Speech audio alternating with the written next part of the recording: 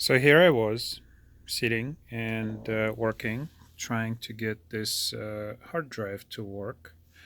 This is a PATA hard drive that has 42 or 40 connectors or 40 leads to talk to the computer. And I don't really work with PATA all that much. They have been out of style for a long time. As you can see, all of these are SATA hard drives. And I have SATA connectors all over the place. And I had to look up just a quick glance for PATA. And I looked down here and I see a PATA. So this adapter or this external hard drive used to be a PATA hard drive. I took it apart. This was brought in.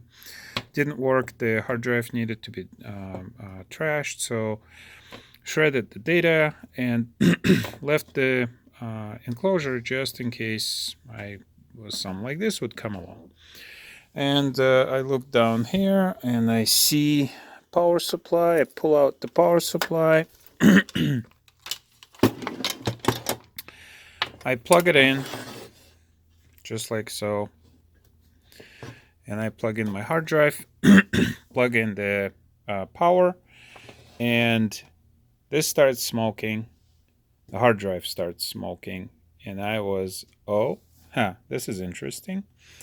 Now, I wasn't totally horribly worried because there was a backup to this hard drive. So the fact that this happened didn't cause any extreme harm. I mean, it did scare me.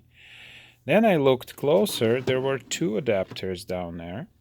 And both of these adapters, how could that have happened, had the same connector on them. Same power connector. Both fit into the hole. So this one fits, this one fits, and they both work.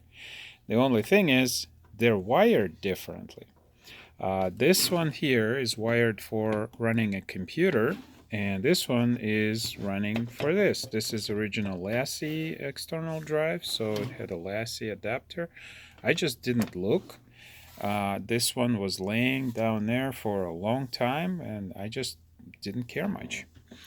But things like this do happen. So this one here provides 12 volts plus and minus to 4 connectors.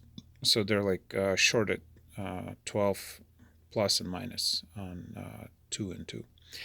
And this one provides 5 on one set and 12 on the other.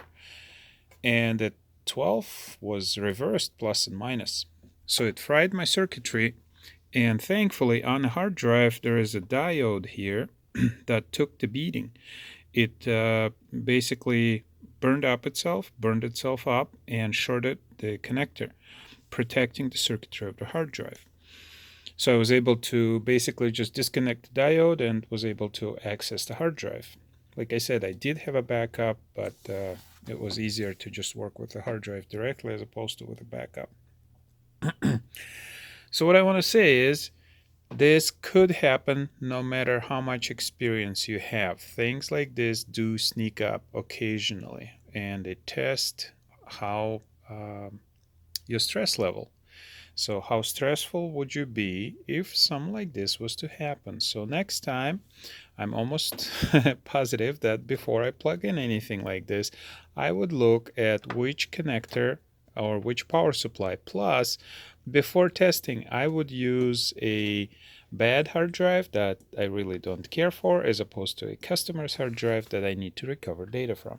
And as you can see, most of the time I am successful. These are all successful recoveries that I have done, and these are recoveries in progress. And some like this I was still able to recover the data.